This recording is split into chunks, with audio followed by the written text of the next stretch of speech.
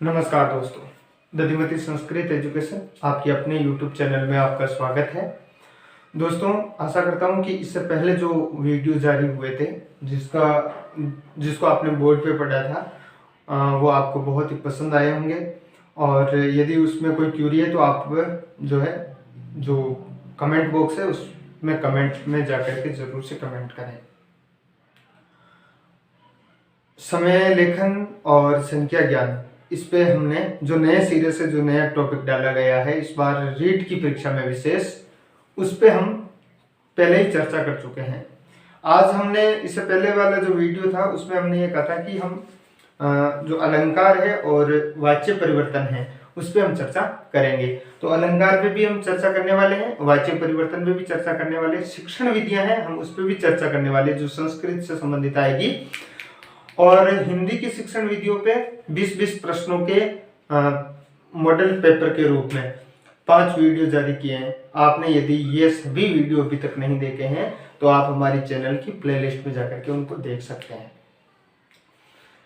दोस्तों, आज हम शुरू करते हैं आज का बहुत ही महत्वपूर्ण, जो सभी अध्यापक पात्रता परीक्षाओं के साथ साथ राजस्थान माध्यमिक शिक्षा बोर्ड और उत्तरी भारत में जितने भी जो 10th और 12th लेवल के जो एग्जाम होते हैं जो संस्कृत विषय के, उन सब में बहुत ही महत्वपूर्ण रहने वाला है। और उस टॉपिक का नाम है वाच्य,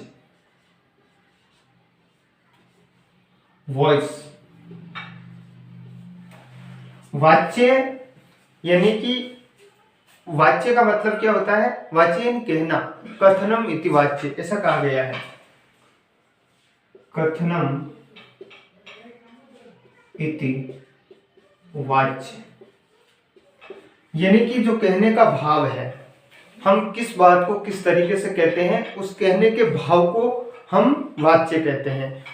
और हमारे जो सिलेबस है, जो राजस्थान माध्यमिक शिक्षा बोर्ड का सिलेबस है और जो रीट का जो सिलेबस है, भाषा फर्स्ट और भाषा सेकंड, जो भी वैकल्पिक रूप में आपकी संस्कृत भाषा रही हो, चाहे वो भाषा प्रथम के रूप में है चाहे वो भाषा द्वितीय के रूप में है, उसमें लट लकार से संबंधित आपको जो है वाच्य परिवर्तन पूछा जाएगा। अब अंग्रेजी में तो हमने कई बार जैसे वाच्य पढ़े हैं, वॉइस पढ़े हैं, उसमें 2 ही प्रकार के होते हैं। लेकिन संस्कृत में जो वाच्य होते हैं वो 2 प्रकार के न होकर के 3 प्रकार के होते हैं, क्योंकि इसमें एक क्रिया की प्रधानता भी और होती है। तो वाच्य जो है वो कितने प्रकार के होते हैं? 3 प्रकार के, पहला, दूसरा और तीसरा। पहला होता है कर्तृवाच्य, इसमें कर्ता प्रधान होता है ये, यानी कि जो क्रिया का रूप है वो कर्ता के अनुसार चलती है, कर्ता प्रधान। दूसरा होता है कर्मवाच्य, कर्मवाच्य, इसमें जो क्रिया होती है वो कर्म के अनुसार होती है, यानी कि ये कर्म प्रधान वाक्य होते हैं, कर्म प्रधान। और तीसरा होता है भाववाच्य, भाववाच्य, इसमें भाव की प्रधानता होती है। भाव की प्रधानता होने का मतलब यह है कि उसमें कर्म का तो अभाव रहेगा और ये वाक्य जो है वो क्रिया प्रधान रहेगा। किस प्रधान रहेगा? क्रिया प्रधान। ऐसा भी कहा जाता है भाव प्रधान। भाव का मतलब क्या है कि वो वाक्य जो है पूरी तरीके से क्रिया पे निर्भर करता है, तो क्रिया प्रधान वाक्य रहेगा। तो दोस्तों, इसमें हमने एक चीज अच्छी तरीके से ये समझी। सबसे पहले तो इसकी बेसिक जानकारी ये ली कि जो कहने का भाव है हम उसको वाच्य कहते हैं, और वाच्य जो है 3 प्रकार के होते हैं। इसको हम क्रमबद्ध तरीके से पढ़ेंगे, किस तरीके से परीक्षा में प्रश्न पूछेगा और कैसे हमको हल करना है। हमें इसकी ये जानकारी होनी चाहिए कि ऐसे वाक्य जो कर्ता प्रधान होते हैं वो हम यहाँ पर देखेंगे कि कैसे वाक्य कर्ता प्रधान होंगे, कैसे वाक्य कर्म प्रधान होंगे और कैसे वाक्य भाव प्रधान होंगे। कुछ वाक्य जो होते हैं वो कर्म वाच्य होते हैं, अर्थात उसमें कर्म की प्रधानता होती है, और कुछ वाक्य क्रिया प्रधान होते हैं, अर्थात उनमें भावात्मक वो वाक्य होते हैं। जैसे तुम गए, मैं गया, मैंने खाना खाया, मैंने खाया, उसने पिया, इस तरीके से उसमें अकर्मक वाक्य होते हैं। या हिंदी की दृष्टि से कहें तो ऐसे वाक्य जो होते हैं वो अकर्मक वाक्य होते हैं। अकर्मक अर्थात इनमें कर्म रहित वाक्य होते हैं, कर्म का अभाव पाया जाता है और वो सिर्फ क्रिया, उसने खाया, उसने पिया, उसने देखा, उसने सोचा, इस तरीके के वो वाक्य होते हैं। तो वो वाक्य क्या कहलाते हैं? भाववाच्य वाक्य कहलाते हैं। कर्तृवाच्य, कर्मवाच्य और भाववाच्य जो क्रिया प्रधान वाक्य कहलाते हैं। तो अब शुरू करते हैं इसके बाद का जो मैटर है। संस्कृत में जो कर्तृवाच्य प्रधान जो वाक्य कहलाएंगे वो वाक्य ऐसे वाक्य जिनमें कर्ता उसकी जो क्रिया होगी वो इस कर्ता के अनुसार लिखी जाएगी। इसमें जो क्रिया होगी वो कर्म के अनुसार लिखी जाएगी और इसमें जो क्रिया होगी वो उसकी प्रधानता होगी। जो क्रिया होगी ना उसी की प्रधानता होगी, उसमें कर्म के साथ उसका कोई संबंध नहीं होगा, क्योंकि ऐसे वाक्य जो होते हैं वो कर्म अकर्मक वाक्य कहलाते हैं। अब इसमें कुछ चीजें हैं संस्कृत की दृष्टि से, और जिन्होंने अभी तक संस्कृत केवल वैकल्पिक विषय के रूप में रीट में लिया है उन सबके लिए कुछ चीजें ध्यान रखने योग्य बात है। देखिए दोस्तों, इसमें जो कर्तृवाच्य होंगे उसमें कर्ता जो है वो क्रिया जो है वो कर्ता के अनुसार होगी और वो परस्मैपदी धातुओं के उसके रूप चलेंगे। तो हम यहाँ पर जैसे कुछ महत्वपूर्ण धातु है जैसे पट, इस तरीके की धातु, इस धातुओं से अन्य धातुएं अभी हम बनाना सीख लेंगे। कुछ विशेष धातुएं मैं यहाँ पर लिखूंगा, उन धातुओं के रूप भी जो है इसके हिसाब से चलेंगे। एक वचन, द्विवचन, ऐसा आपको याद रखना पड़ेगा, और बहुवचन, तभी हम इसको अच्छी तरीके से सीख पाएंगे। प्रथम पुरुष, मध्यम पुरुष और उत्तम पुरुष। संस्कृत में तीन ही वचन होते हैं, तीन ही पुरुष होते हैं। तो यहां पर ये ऐसे ध्यान रखना है हमें, सबसे पहले इसको स, तौ और ते, सा, ते और ता, त्वम, युवाम और यूयम, अहम, आवाम और वयम। ये हमें यहां ध्यान रखना है। से ये जो प्रथम जो रूप है ये पुल्लिंग के रूप है और द्वितीय जो रूप है वो स्त्रीलिंग के रूप है। से, तौ, ते, सा, ते, ता। से, तौ, ते पुल्लिंग, सा, ते, ता स्त्रीलिंग, त्वम, युवाम, यूयम, अहम, आवाम, वयम। अब इसके पठ धातु का अर्थ होता है पढ़ना, और चूंकि हम बात किसकी करेंगे, सिर्फ लट लकार की बात करेंगे पांचों लकारों में से, क्योंकि लट लकार पे आधारित ही हमसे प्रश्न पूछा जाएगा। तो हमें एक छोटी सी क्रिया याद रखनी है, पठती, पठत और पठंती। पठसी, पठथः, पठत। यहां पर विसर्ग है, यहां विसर्ग नहीं है।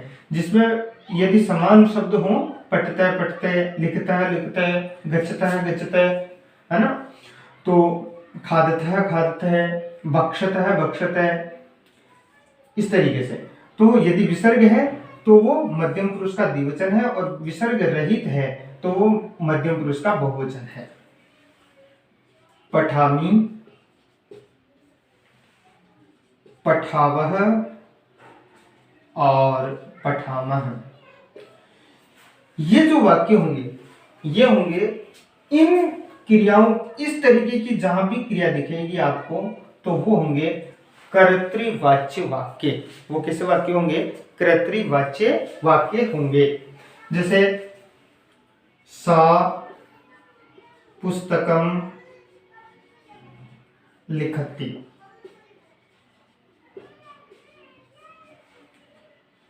अहम चलचित्रम पश्यामि,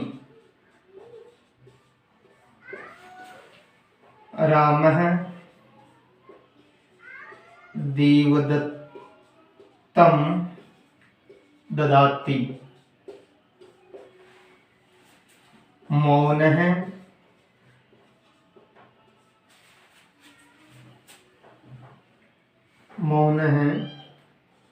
गृहं गच्छति। देखिए दोस्तों, यहाँ पर ये मैंने कुछ ऐसे अलग अलग धातुओं का प्रयोग करते हुए कुछ वाक्य लिखे हैं। जैसे सा पुस्तकम लिखति, रामे देवदत्तं ददाति, अहम चलचित्रम पश्यामि, मोहने गृहं गच्छति। तो यहाँ पर आप ये देख सकते हैं, लिखति, ददाति, पश्यामि, गच्छति, ये सारे जो रूप है वो इसके हिसाब से बनाए गए हैं। पठति, पठतः, पठन्ति, पठसि, पठतः, पठत, पठामि, पठावे, पठामः। यहाँ पर एक चीज हम और अच्छी तरीके से ये समझ लेते हैं। आपको ये एक चीज समझ में आ गई होगी। इसमें हम केवल ये देखना चाहते हैं कि ऐसे वाक्य हमें ये ध्यान रखना है एग्जाम में, क्योंकि अभी इस समय थ्योरी में क्या लिखा गया है, कैसे इनको याद करना है, इसको केवल अभी इतना ही समझना है कि हम वाच्य परिवर्तन का कोई भी जो वाक्य होगा उसे हम गलत नहीं करें। हमारा इस समय यही उद्देश्य है। इस तरीके के जितने भी जो वाक्य होंगे जिसमें इस प्रकार की क्रियाएं होगी, इन 9 रूपों के हिसाब की जो क्रियाएं होगी, वो सारी की सारी क्रियाएं, वो समस्त क्रियाएं कैसी होगी? कर्तृवाच्य। ये कर्ता के प्रधान, इस लिखति जो शब्द है इसका कर्ता कौन है? सा, इसका अहम, इसका राम है, इसका मोहन है। तो इसमें कर्ता प्रधान है और क्रिया भी जो कर्ता प्रधान के हिसाब से लिखी गई है, इसीलिए ये वाक्य कर्तृवाच्य वाक्य है। ऐसे वाक्य जिनमें आत्मनेपदी,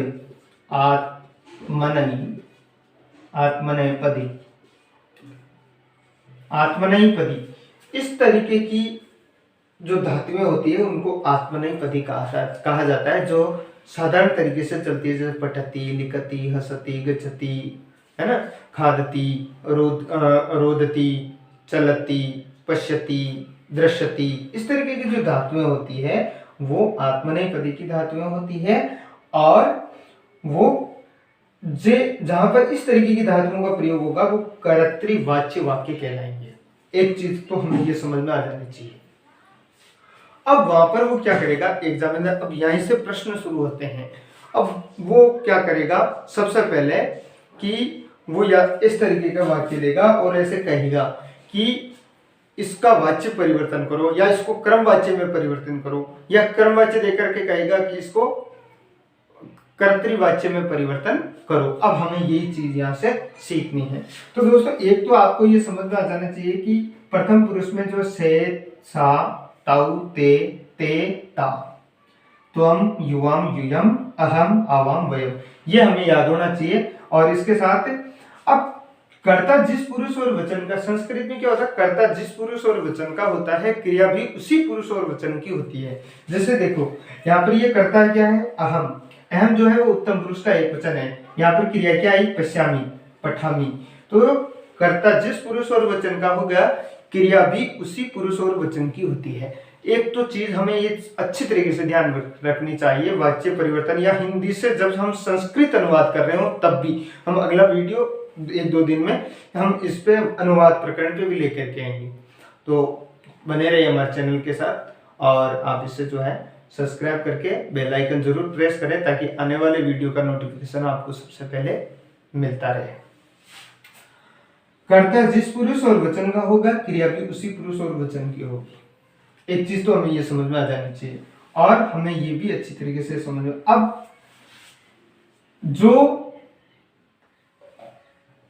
कर्मवाची की जब हम बात करेंगे तब हम उसे कहते हैं परस्मैपदी,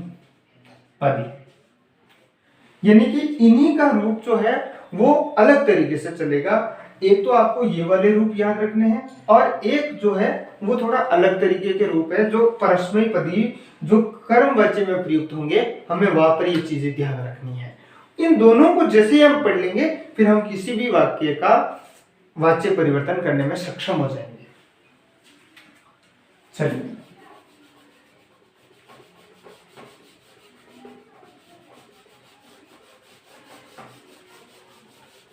एक एक चीज को हम टॉपिक वार समझेंगे और अच्छी तरीके से उसको समझने का प्रयास करेंगे। अभी देखिए, ये वाक्य मैं वापस लिखूंगा ऐसे ही। अब आपको एक चीज समझ में आ जानी चाहिए। अब हम इसी पट धातु की बात करेंगे, इसी पट धातु की, और हम उसको किस में बात करेंगे? कर्मवाच्य में, परस्मैपदी में। तो इसके रूप कैसे चलेंगे, हमें ये दोनों रूप ध्यान रखने हैं। पठ्यते, पठ्येते, पठ्यन्ते।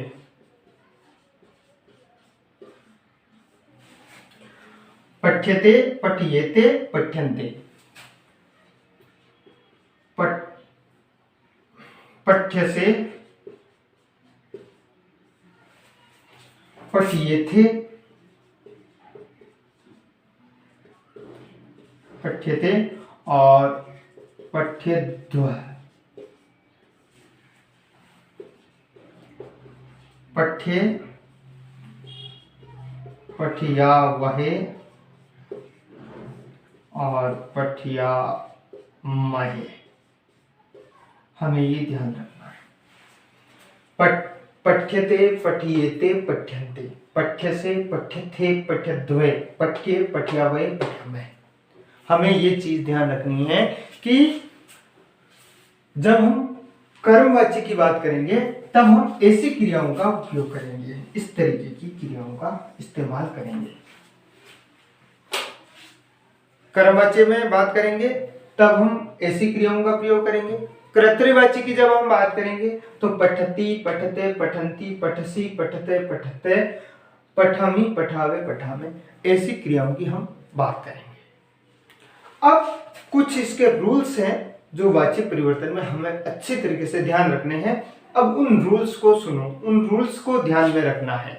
सबसे पहला नियम तो यह है कि कर्तृवाच्य से जब हम कर्मवाच्य में परिवर्तन करेंगे तब, कर्तृवाच्य से कर्मवाच्य में जब हम परिवर्तन करेंगे तब सबसे पहला नियम ये होगा कि जो भी कर्ता होगा उसकी हमें तृतीया विभक्ति, कौन सी विभक्ति? तृतीया विभक्ति लानी है, तृतीया विभक्ति लानी है। इसके लिए आप कुछ, मैं आपको शब्द रूप बता देता हूं, जो आप शब्द रूप याद कर लेंगे तो आसानी रहेगी। और उनकी 3 विभक्तियां हमें याद करनी है। एक तो आप अकारांत राम है, राम शब्द याद करें। एक आकारांत में लता शब्द याद करें। एक आप अस्मद राम, लता, अस्मद, युष्मद और तत्। तत् के तीनों, पुल्लिंग, स्त्रीलिंग और नपुंसकलिंग, से, तौ, ते, तम, तौ, तान, तेन, ताभ्याम, तै। इसी तरीके से सा के, सा, ते, ता, ताम, ताभ्याम, ताभ्ये, ताम, ताभ्याम, तया और तया, ताभ्याम, ताभी, इस तरीके से। और तत्ते, तानी, यानी कि तीनों लिंगों में तत् शब्द। ये आप अच्छी तरीके से इसको याद कर ले। राम शब्द, लता शब्द, अस्मत्, युष्मत् और तत् शब्द। पुल्लिंग के ये रूप आ जाएंगे, स्त्रीलिंग के ये रूप आ जाएंगे, अस्मत्, युष्मत् के आ जाएंगे और सेतौते के, यानी कि पुल्लिंग जो सर्वनाम पद हैं उनके रूप आ जाएंगे। तो हम इन तीनों को जब हम याद कर लेंगे तो हमें सबसे पहले क्या ध्यान रखना है कि कर्ता जो भी होगा हम उस कौन सी विभक्ति लेकर के आएंगे, तृतीय विभक्ति लानी है, अर्थात कर्ता की जो भी विभक्ति है उसकी तृतीय विभक्ति कर देनी है। कब? जब कर्तृवाच्य से कर्मवाच्य में उसको परिवर्तन कर रहे हैं। अगला जो रूल है, जब हम कर्मवाच्य बना रहे हैं तो जो कर्म होगा उसकी हमें प्रथमा विभक्ति लानी है, प्रथमा विभक्ति लानी है। कौन सी विभक्ति लानी है? प्रथमा विभक्ति। और हम अच्छी तरीके से ये जानते हैं, जब हमने शुरू में इसकी चर्चा की थी, जो कर्मवाच्य होते हैं उसमें कर्म प्रधान होता है, और कर्म जब प्रधान होगा और कर्म में जब प्रथमा विभक्ति होगी तो उसी कर्म के अनुसार जो वो जिसका वचन होगा वो प्रथम वचन होगा, प्रथम एक वचन होगा, द्विवचन होगा, बहुवचन होगा। इसी कर्म के अनुसार हमें ये वाली क्रिया लानी है। पठ्यते, पठ्येते, पठ्यन्ते, पठ्यसे, पठ्यथे, पठ्यध्वा, पठ्ये, पठ्यामहे, पठ्यामहे, हमें ये वाली क्रियाएं लेकर के आनी है। चलिए अब हम इसको थोड़ा प्रैक्टिकली तरीके से समझने का प्रयास करते हैं कि कैसे लानी है।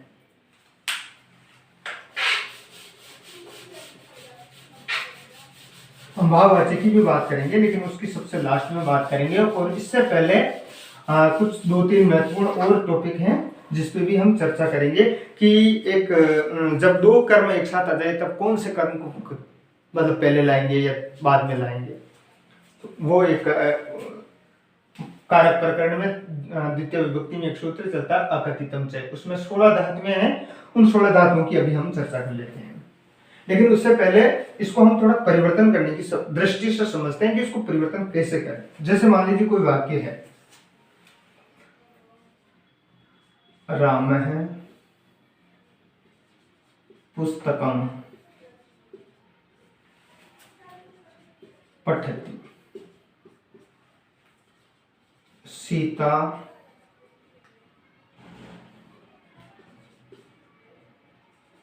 विद्यालयम गच्छति, सा लेखम लिखति, अहम जलम पिबामि। क्योंकि उत्तम पुरुष का एक वचन करता है तो क्रिया भी उत्तम पुरुष की एक वचन आएगी। चलिए अब ये 4 वाक्य ऐसे हैं जिनको हम समझने का प्रयास करते हैं। पहला नियम क्या था? जब हम ये देखो, पहले तो हम ये इससे हम ये समझेंगे, पठती आया है, गच्छति आया, लिखति आया, पिबामि आया है। इसका मतलब वो पठती, पठते, पठन्ति के आत्मने परस्मय पद के हिसाब से रूप चलेंगे। तो परस्मय पद के हिसाब से जब रूप चलेंगे, सॉरी वहां पर हमने जब शुरू में बात की थी तब उसको मैंने पहले परस्मय पदी कह दिया, आत्मनेय पदी कह दिया था। लेकिन इस तरीके की जो क्रियाएं होगी वो परस्मय पदी की क्रियाएं होगी। ठीक है, परस्मय पदी की होगी। और जो हमने बाद में जब कर्मवाच्य वाली बात की थी, पठ्यते, पठियते, वो आत्मनेय पदी की क्रियाएं होगी। तो यहाँ पर ही इसको आप ऐसा समझें, इस तरीके की जो क्रियाएं होगी परस्मय पदी की क्रियाएं होगी। अब आप तो ये ध्यान रखें कि इस तरीके की जब भी जहां भी हमें क्रिया दिखाई दे, इस क्रिया को हम क्या कहेंगे? परस्मय पदी के साथ साथ कर्तृवाच्य की क्रिया, यानी कि ये सारे के सारे वाक्य कर्तृवाच्य वाक्य हैं। ये सारे के सारे वाक्य कैसे हैं? कर्तृवाच्य के वाक्य हैं। अब हमें इसको चेंज किसमें करना है? कर्मवाच्य में। तो कर्मवाच्य में चेंज करने के लिए सबसे पहला नियम क्या है? जो कर्ता होगा उसकी हमें तृतीय विभक्ति लानी है। कर्ता एक वचन, कर्ता एक वचन, कर्ता एक वचन, और ये भी एक वचन। एक वचन है तो हम भी एक वचन लाएंगे, द्विवचन होता है द्विवचन लाते, बहुवचन होता है तो बहुवचन लाते। ठीक। राम शब्द की तृतीय विभक्ति का एक वचन रूप क्या बनेगा? चलिए मैं यहाँ पर राम शब्द लिख देता हूं 3। राम है, रामौ, रामः, रामम, रामौ, रामान, रामेण रामाभ्याम और रामभ्य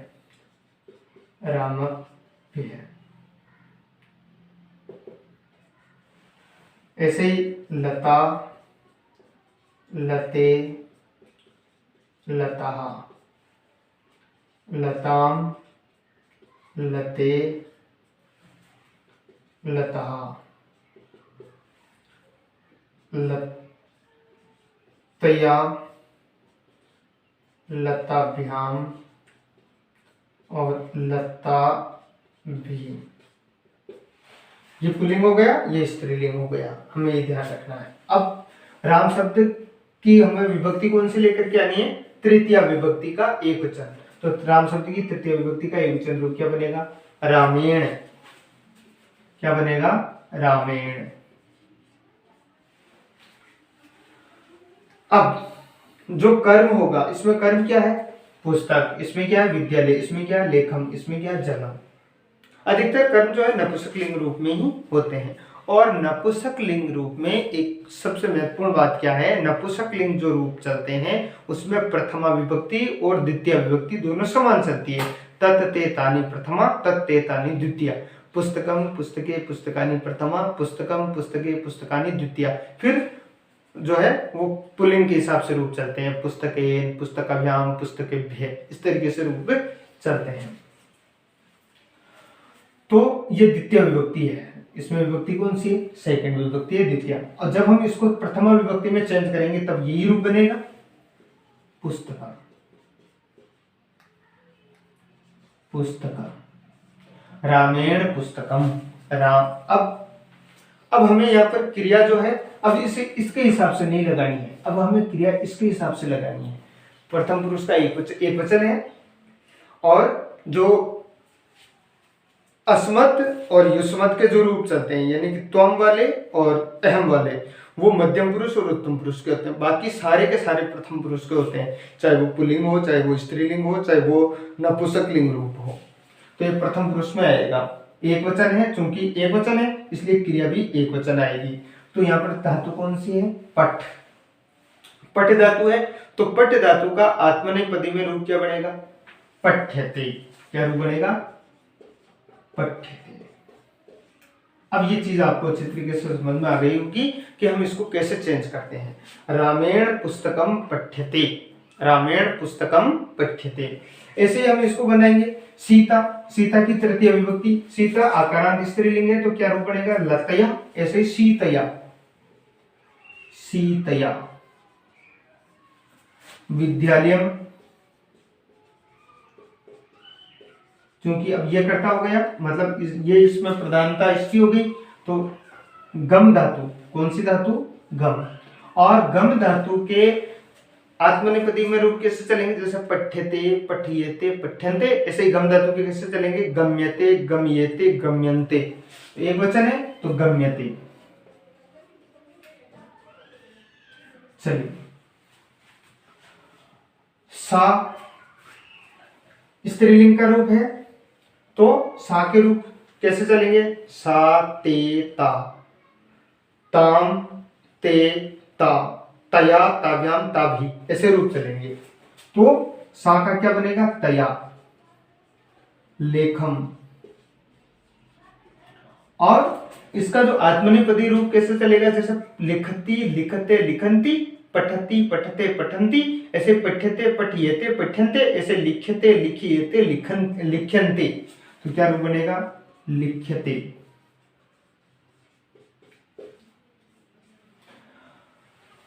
अहम, अस्मत् शब्द, अहम आवाम वयम, माम आवाम अस्मान, मया आवाभ्याम अस्माभि। तो अहम की तृतीय विभक्ति का एक वचन रूप क्या बनेगा? मया। मया जलम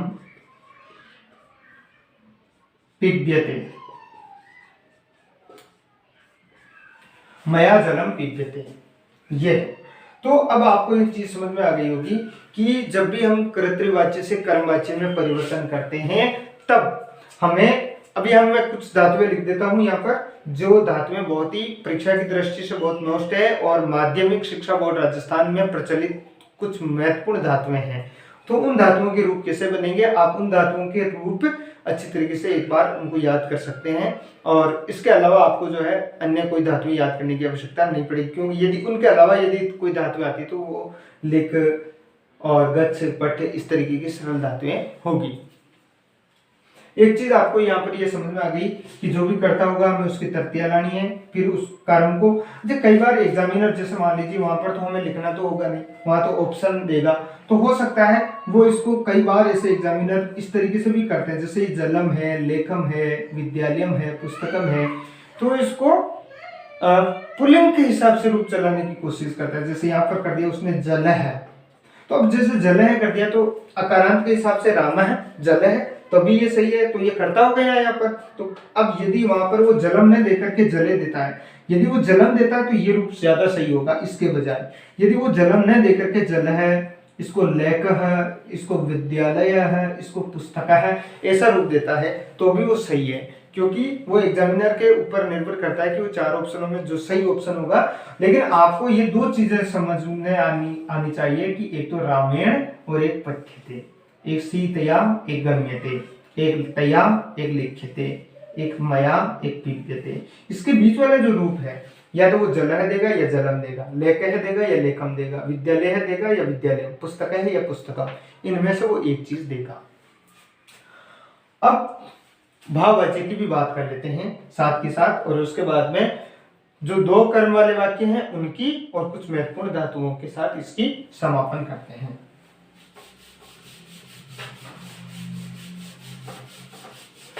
तो दोस्तों भाववाच्य जो वाक्य होते हैं हमें पता है कि वो क्रिया प्रधान वाक्य होते हैं और उनमें कर्म का अभाव पाया जाता है। जैसे सा लिखती, अहम पठामि, स गच्छति, रामः करोति। इस तरीके से कोई भी मान लीजिए कोई रूप है, तो सा का क्या रूप बनेगा, तया। अब आपको एक चीज यहाँ पर ये ध्यान रखनी है कि जब भी कर्म का अभाव हो, जिसमें कर्म रहित वाक्य हो, अकर्मक वाक्य हो, ऐसी स्थिति में ये जो भी क्रियाएं हैं उनकी प्रथम पुरुष की एक वचन का ही रूप प्रयोग करना है आत्मनेपदी में। तो लिख्यते क्या रूप बनेगा, लिख्यते। अहम का मया पठ्यते, से का तेन क्या होगा, तेन गम्यते, रामेण कुर्वते,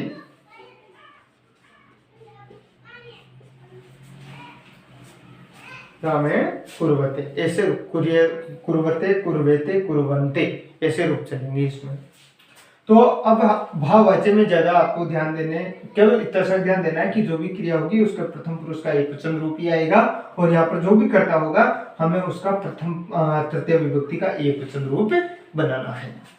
अब जैसे मान लीजिए वो कर्मवाच्य देकर के कर्तृवाच्य पूछे, तब हमें इसका थोड़ा सा उल्टा कर देना है। यहाँ पर जो भी कर्ता होगा हमें उसकी प्रथमा विभक्ति लेकर के आनी है, ये ध्यान रखें। जैसे रामायण है तो राम है, यदि कोई यहाँ पर कर्म है तो यहाँ पर जलम, और कुर्वत है ना, तो करोति, ऐसे रूप बैठेंगे। तो ये है भाववाच्य। ऐसे वाक्यों को क्या कहेंगे, भाववाच्य कहेंगे, क्योंकि उनमें भाव की प्रधानता होती है। चलिए अब हम कुछ ऐसी वाक्यों की बात करते हैं जिनमें दो कर्म होते हैं, उनमें हम क्या करेंगे। देखिए दोस्तों, हमने इससे पहले जब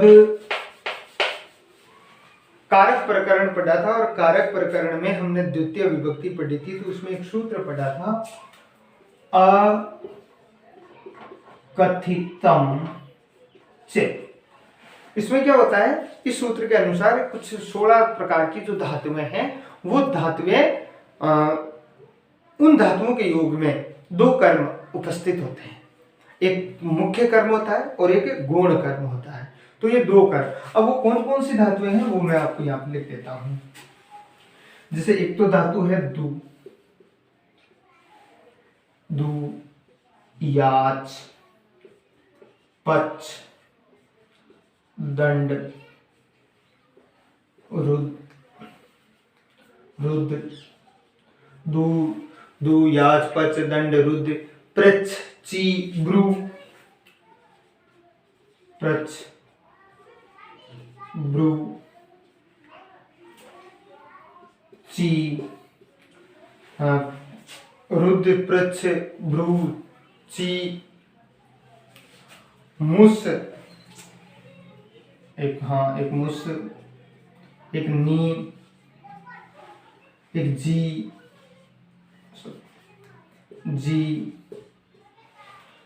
और एक है कृष, एक वह, 1 2 3 4 5 6 7 10 और इसके अतिरिक्त एक मत मुस नी जी कृष वह, और उसके अतिरिक्त एक तो दू, याच, पच, दंड, रुद्र, प्रच, ब्रू, ची, मुस, नी, जी, कृष, वह और मत। ये 16 प्रकार की जो धातुएं हैं, एक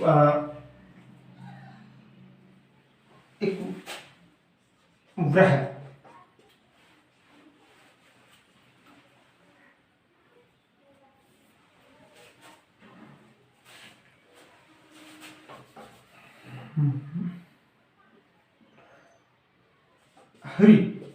हरण करना, सॉरी, ये इस तरह की ये 16 धातुएं हैं।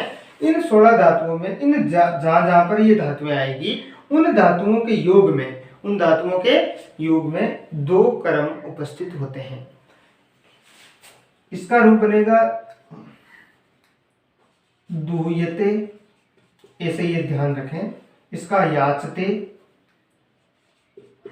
पठ्यते, पठियते, पठ्यन्ते, दुह्यते, दुह्यते, दुह्यन्ते, ऐसे याचते, याचते, याचेते, याचन्ते, ऐसे पच्यते, ऐसे दंड्यते,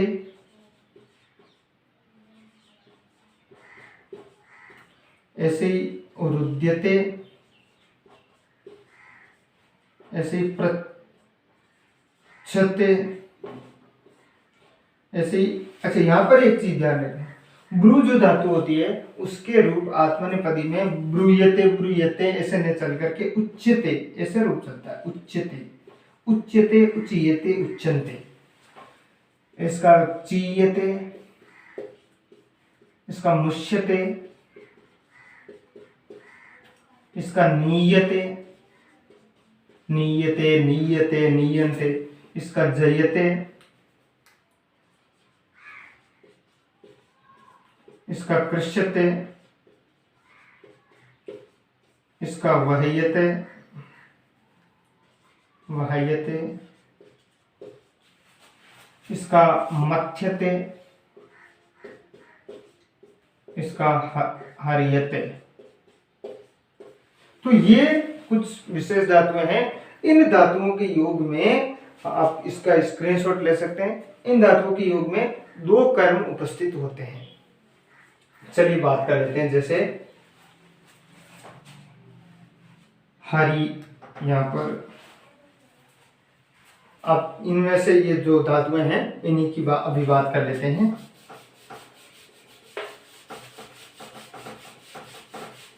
ये कुछ धातुएं थी। अब इन धातुओं पे हम जो है वाक्य बना करके देख लेते हैं। जैसे हरि,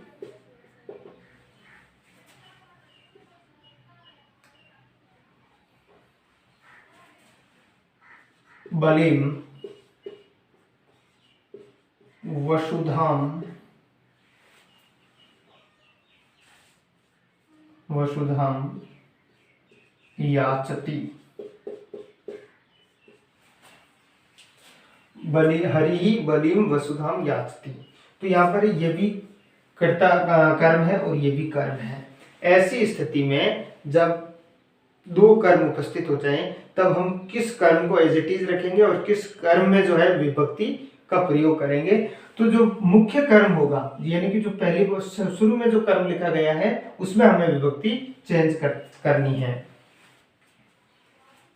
तो हरि इकारांत स्त्री इकारांत पुल्लिंग है तो इसका रूप है हरिणा, तृतीय विभक्ति हरिणा बलिहि वसुधाम। अब याचति तो इसके रूप कैसे बनेंगे याचते याचते याचनते तो याचते। तो आपको ये ध्यान रखना है कि यदि दो कर्म आ जाए तो जो प्रथम कर्म लिखा हुआ है हमें उसको ध्यान में रखना है। एक चीज तो ये जब भी दो कर्म आए अब हमें बनाने वैसे के वैसे ही है, बस जो प्रथम कर्म है द्वितीय कर्म को वैसा का वैसा रखना है और प्रथम कर्म को वसुधाम। तो और जो प्रथम कर्म है हमें उसमें विभक्ति प्रथमा लगानी है। एक तो ये चीज। अब कुछ महत्वपूर्ण धातुओं के ऊपर चर्चा कर लेते हैं जो परीक्षा में अधिकतर पूछी जा सकती है, जैसे कथ, चल, हस, गम और गा, पा, पट, दृश्य,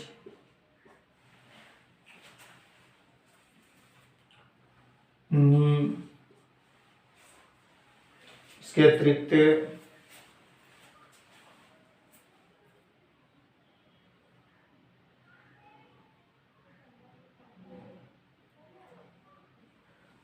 कथ, चल, हस, गम, गा, पा, पठ, दृश्य, नी। एक और आपकी धातु है पीड़, एक धातु है भी और एक है जन। तो इस तरीके की कुछ महत्वपूर्ण धातुएं हैं जो अब कोई भी धातु हो वो पठ्यते पठियते पठ्यन्ते के हिसाब से चलेगी। जैसे पूज है ना, ये कुछ धातुएं ऐसी है जो धातुओं के इस योग में चलेगी। ये कुछ महत्वपूर्ण धातुएं हैं। जैसे कथ है तो इसके पठ्यते के हिसाब से रूप क्या बनेगा कथ्यते, कथ्यते, कथयते, कथ्यन्ते। चल का चल्यते, हस का हस्यते, गम का गम्यते, गा का गीयते, पा का पीयते, पठ का पठ्यते, दृश्य का पश्यते या दृश्यते, नी का नीयते, पीड़ का यानी कष्ट पहुंचाना पीड़ियते, भी का भीयते, जन का जन्यते और पूज का पूज्यते, पूज्यते, पूज्यते, पूज्यन्ते। तो इस तरीके से रूप चलेंगे दोस्तों। जो भी करता है हमें उसकी तृतीय विभक्ति कर्म को वैसा का वैसे नपुंसकलिंग है और पठ्यते पठियते पठ्यन्ते के हिसाब से इस तरीके से रूप बनेंगे। दोस्तों ये वीडियो आपको कैसा लगा कमेंट बॉक्स में जाकर के जरूर कमेंट करें। मिलते हैं अगले वीडियो में, तब तक के लिए जय हिंद जय भारत।